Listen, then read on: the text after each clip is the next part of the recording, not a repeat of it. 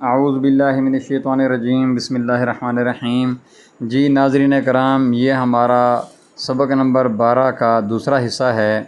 یہ حضور اقدس صلی اللہ علیہ وسلم کے موضع مبارک کے بیان میں ہے۔ جی ناظرین کرام، آپ ہمارے چینل پر اگر پہلی بار آئے ہیں تو آپ سے گزارش ہے کہ ہمارے چینل کو سبسکرائب کریں، ہماری ویڈیوز کو لائک کریں اور اپنے دوستوں سے شیئر کریں، اور بیل کا آئیکن ضرور دبائیں تاکہ ہماری نئی آنے والی ویڈیو آپ تک سب سے پہلے پہنچے۔ اللہم صلی علی محمد وعلی آل محمد کما صلیت علی ابراہیم وعلی آل ابراہیم انک حمید مجید۔ اللہم بارک علی محمد وعلی آل محمد کما بارکت علی ابراہیم وعلی آل ابراہیم انک حمید مجید۔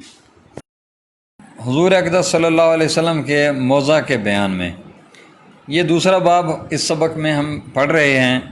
حضور اقدس صلی اللہ علیہ وسلم کے موضوع کے بارے میں حضور اقدس صلی اللہ علیہ وسلم نے چند قسم کے موضع استعمال فرمائے ہیں۔ موضع کے آداب میں سے دایاں موضع پہلے پہننا اور موضع کا پہننے سے قبل جھاڑ لینا ہے، جس کی وجہ یہ ہے کہ معجزات میں طبرانی نے ایک روایت موضع کے بارے میں حضرت ابن عباس رضی اللہ تعالیٰ عنہ سے نقل کی ہے کہ حضرت صلی اللہ علیہ وسلم نے ایک مرتبہ جنگل میں ایک موضع پہنا اور دوسرا پہننے کا قصد فرما رہے تھے کہ ایک کوا آ کر دوسرا موضع اٹھا کر لے گیا اور اوپر لے جا کر اس کو پھینک دیا۔ اس میں ایک سانپ گھسا ہوا تھا جو اس گرنے کی چوٹ سے باہر نکلا۔ حضور اقدس صلی اللہ علیہ وسلم نے حق تعالیٰ جل شانہ کا شکر ادا کیا اور آداب موضع سے ایک قانون فرما دیا کہ ہر مسلمان کے لیے ضروری ہے کہ جب موضع پہننے کا ارادہ کرے تو اس کو جھاڑ لیا کرے۔ امام ترمذی رحمۃ اللہ علیہ نے اس باب میں 2 حدیثیں ذکر فرمائی ہیں۔ حدیث نمبر 1 کے ترجمہ کا مفہوم ہے۔ حضرت بریدہ رضی اللہ تعالیٰ عنہ کہتے ہیں کہ نجاشی نے حضور صلی اللہ علیہ وسلم کے پاس سیاہ رنگ کے 2 سادے موزے ہدیتاً بھیجے تھے۔ حضور اقدس صلی اللہ علیہ وسلم نے ان کو پہنا اور وضو کے بعد ان پر مسح بھی فرمایا۔ فائدہ: نجاشی حبشہ کے ہر بادشاہ کا لقب ہوتا تھا، جیسے کہ شریف والی مکہ کا لقب ہوتا ہے۔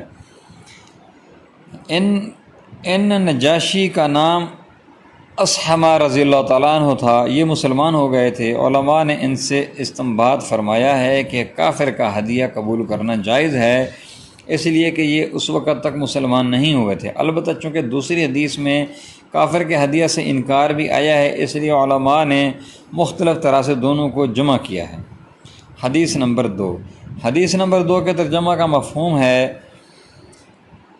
حضرت مغیرہ بن شعبہ رضی اللہ تعالیٰ عنہ فرماتے ہیں کہ دحیح کلبی نے 2 موزے حضور صلی اللہ علیہ وسلم کی نظر کیے تھے۔ ایک دوسری روایت میں موزوں کے ساتھ جبہ کے پیش کرنے کا بھی ذکر ہے۔ حضور اقدس صلی اللہ علیہ وسلم نے ان کو پہنا یہاں تک کہ وہ پھٹ گئے۔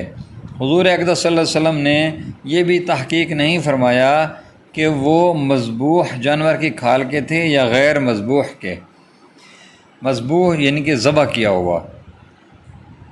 فائدہ: اس اخیر لفظ سے حنفیہ کے اس قول کی تائید ہوتی ہے کہ دباغت کے بعد مذبوح اور غیر مذبوح کی کھال دونوں استعمال کرنی جائز ہیں۔ بعض ائمہ کا اس میں اختلاف ہے، جس کی بحث کتب فقہ سے تعلق رکھتی ہے۔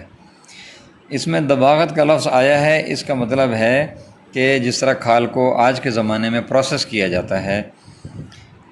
وما علینا الا البلاغ المبین۔ جزاکم اللہ خیر و احسن الجزاء۔